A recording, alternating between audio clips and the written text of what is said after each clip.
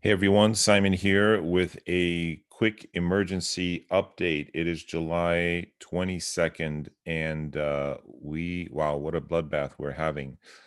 Um, it is kind of like we're in the fourth quarter.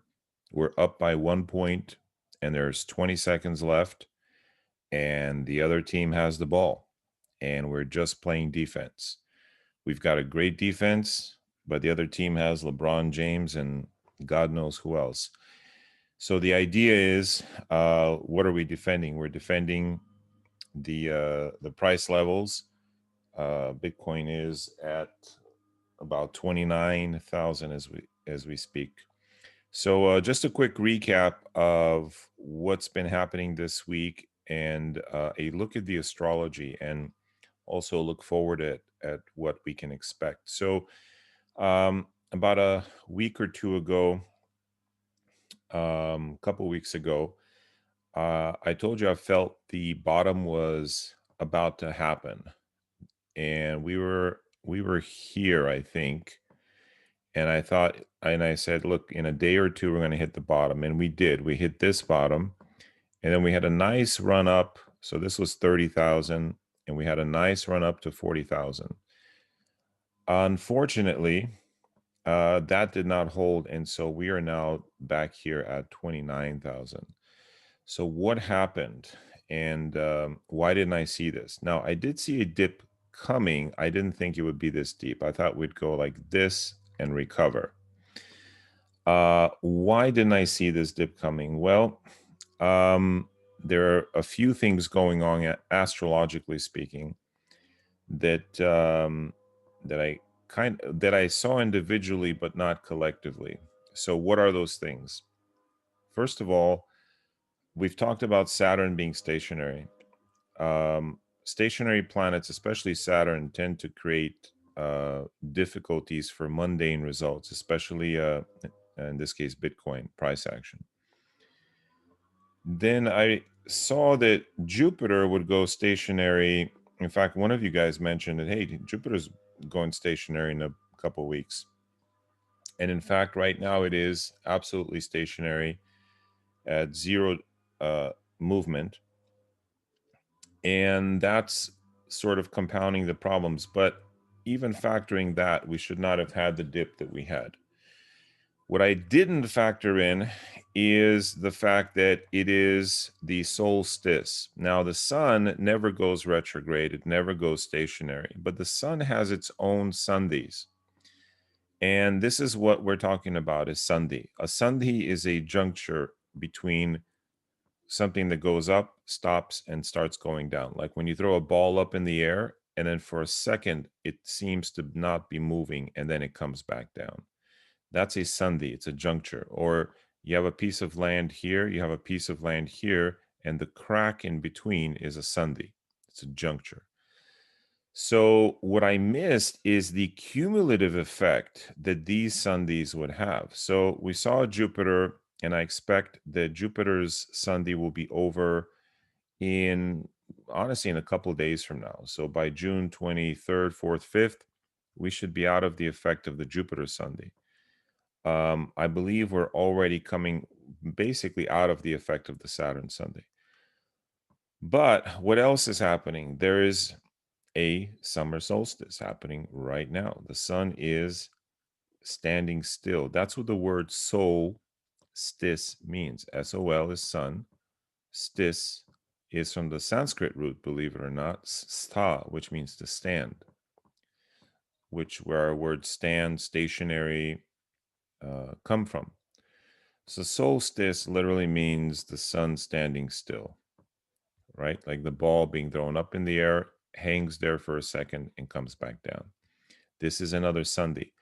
And to top it all off, just for fun, because, we haven't had enough, is a Mercury station. Now, Mercury going stationary doesn't usually mean much. In fact, very little. But combined with a solstice, a Jupiter stis, a previous Saturn stis, which gave us a breakdown in price, and now a Mercury stis. This is a massive, massive thing that is all happening more or less in the same month. And for those reasons, we are playing defense. We are on our heels trying to protect, you know, the 25, $6,000 level. And there we are. We're at 29,000 right now as we speak. So, in fact, let me refresh this. Boom. There you go. 29.8. So what does this mean for us? Well, it means nothing has changed. It means that if you've sold Bitcoin, you've lost money, or if you've sold your cryptos. If you haven't, I do think that once all of these theses are over, Saturn's already over, Jupiter's about to be over in a few days, Mercury will be over today, basically today, tomorrow. So, and then the sun in a few days. So within 2 to 3 days, honestly, we should see a cleanup of what's happening. The only thing that concerns me is this Mars going to oppose Saturn. And Mars in a hard aspect to Saturn has been a difficult thing for price, but always temporary. So for example, when Mars squares Saturn, we always see a dip in the Bitcoin price. And we've looked back at this a few times. Now, Mars opposite Saturn should probably produce that as well, although I haven't looked at the oppositions in price history. But accounting for that, let's see when that goes, when that aspect perfects, and then what we can expect. Because after that clears, we should actually see a nice rebound. So let's go forward here. This aspect perfects July 1st. And then, right, so by July 4th, we should have something, we in the United States should have something more to celebrate than just Independence Day. Hopefully a rebound in price. Look, I think this rebound can happen even sooner. Leaving the Mars-Saturn opposition aside, because these aspects happen a lot, and they happen all the time. Squares, oppositions. What doesn't happen a lot is the kind of stacking of sandhis. As again, we have the Sun, we have Mercury, we have Jupiter. Now you can also throw in Neptune if you want. I typically don't count the outer planets because they're stationary for so much of the time. But in a case where you have such a stacking going on, that it just adds to the trouble. However, Saturn is no longer stationary. Jupiter will be out of station in a few days, 2-3 days. Mercury should be out within a couple of days. A couple of days means the actual station, like from a physics standpoint, when you throw a ball up in the air, the actual moment that it's apparently stationary is really just a microsecond. But it appears to last. It's more or less effect. You can call it the shadow of the sandhi is here, but really it's just one microsecond of stillness before it goes down.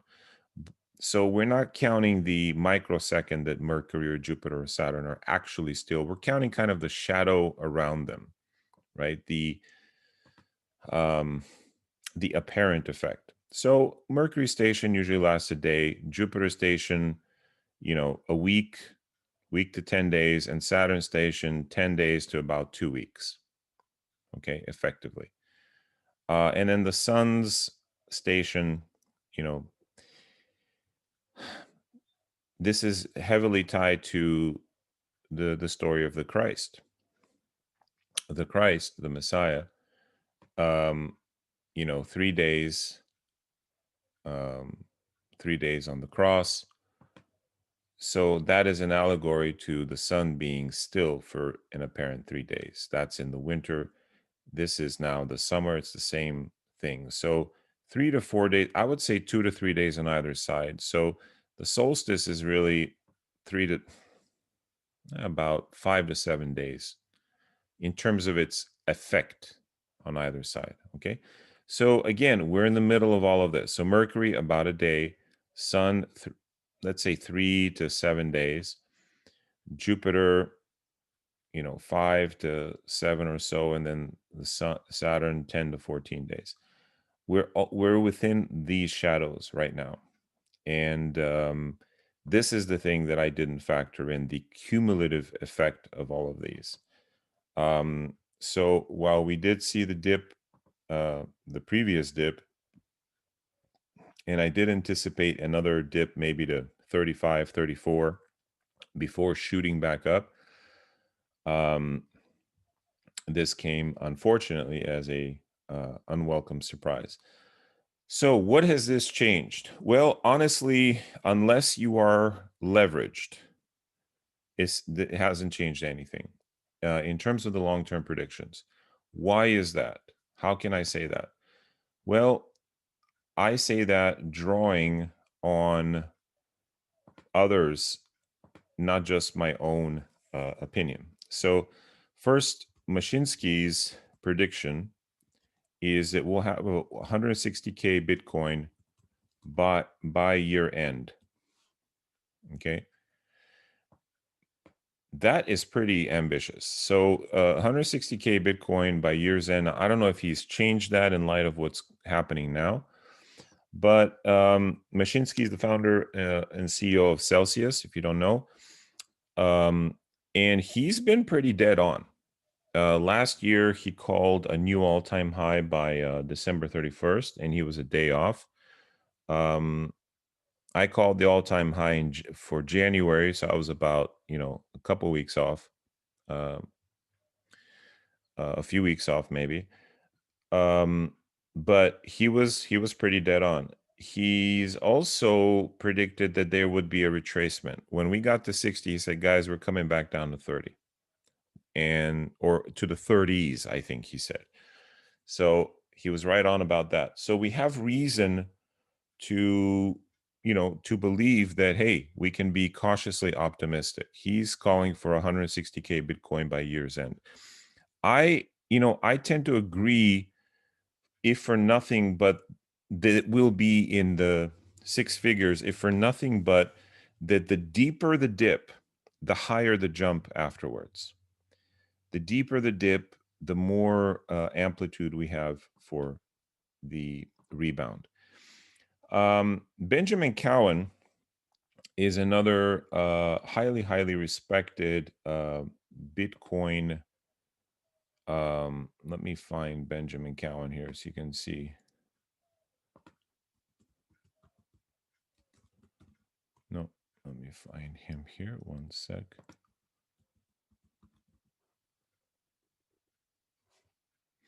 So he's predicting that we're in a mini bear market. Now, he was predicting this for weeks on end when everyone was very bullish. So he does have quite a bit of credibility. This is a nice tweet. Bull markets make you money, bear markets make you rich. Yeah, that's how it is. Oh, and I guess he's got a video. I do recommend you guys check it out. He's a great technical analyst. Anyhow, the point is, he feels this is a mini bear market. Mini in the sense of it could be, a couple months, or it could even last perhaps through the end of the year. I don't think it's going to last through the end of the year. I think we're about to hit a recovery. So, astrologically speaking, but I'm sharing with you some of the more ambitious predictions like Mashinsky's, and some of the more conservative predictions. But even the conservative ones from the analyst are optimistic about Bitcoin's recovery. And ultimately, the decoupling. Now, I know everything is absolutely being smashed right now because of Bitcoin, but I think this will be all the more incentive for our tokens, especially the strong ones, the Cardanos and so forth, to decouple and start having their own life outside of being dependent on Bitcoin. So, the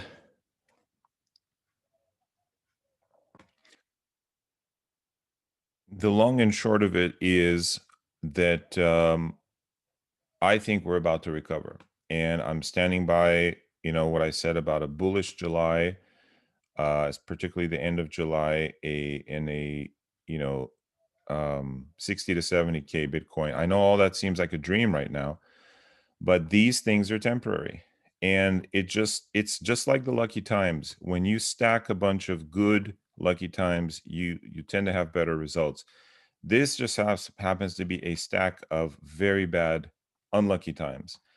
Unlucky for mundane things, by the way. This is a great time for spiritual work. And one of the side effects and blessings that I found from being in crypto is how spiritual it makes you, honestly. I mean, first of all, you have to release your attachments, both to euphoria,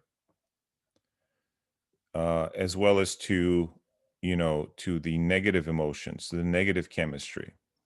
Siddha siddhyoho samo bhutva. Um, being being equanimous in both accomplishment and unaccomplishment, right? This is the message of the Bhagavad Gita. Well, how do you achieve that? Well, you get a lot of accomplishment in crypto. You get massive runs, you get a massive dopamine rush, and then you get massive crashes. And if you can be equanimous throughout it, or at least try to be equanimous throughout it, you will have practiced the essence of the Bhagavad Gita. Now, is it hard? Hell yes, it's hard, but it's still worth doing. So this is this is one way that the crypto universe is conducive to spiritual health in a very boot camp kind of way, in a very rough kind of way. And you know, everybody who is in crypto, who over the last 6 to 12 months, is officially now an OG. Like, you're all deputized. I don't care if you've only been in it for 6 months. You've been through the worst of it. I mean, you've been through the best of it and the worst of it, which gives you an immediate, you know, uh, uh, name tag, or an immediate badge of OG.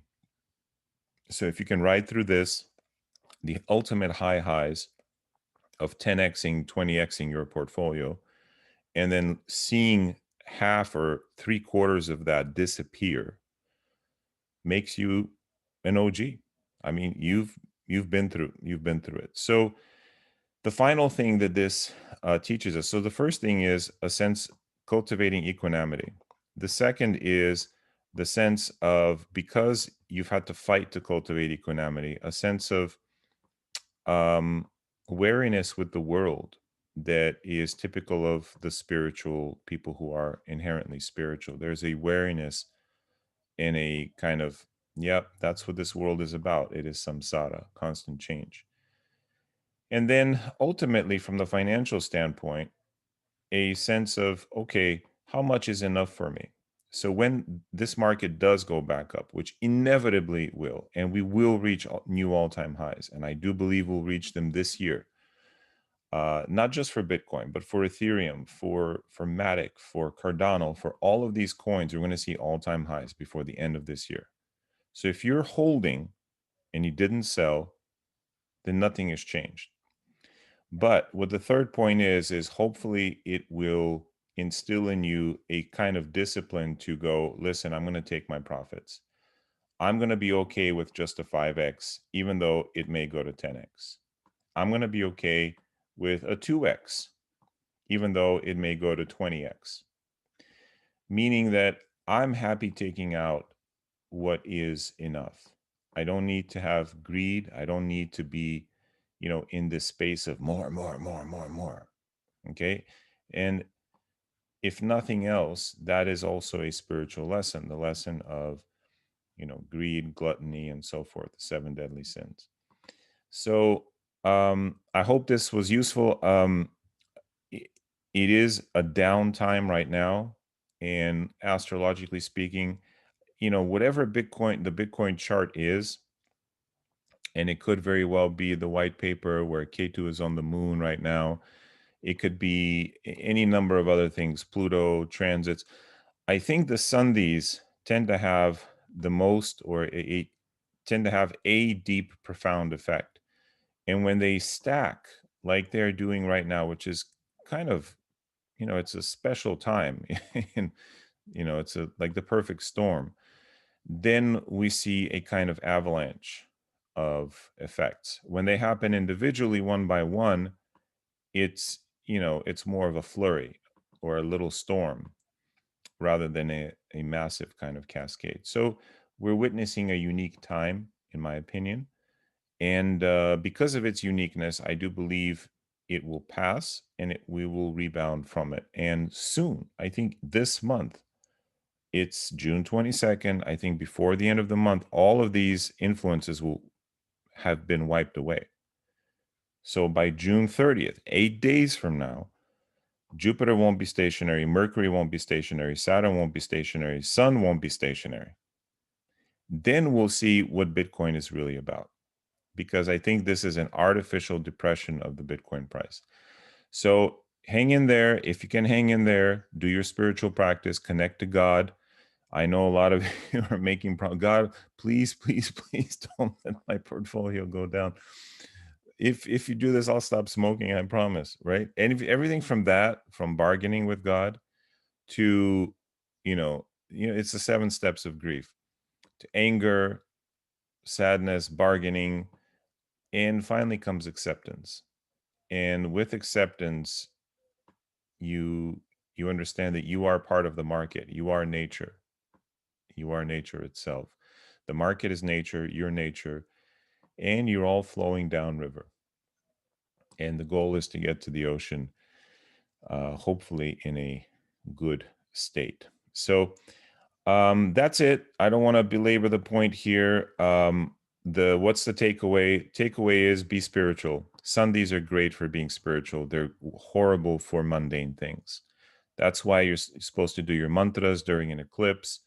You're supposed to do, XYZ, all sorts of number of inner work during Sundays. Well, even though there's no eclipse, the eclipse was June 10th or so. It was the 10th or the 14th. Anyway, eclipse is passed, but we're having eclipse-like effects right now.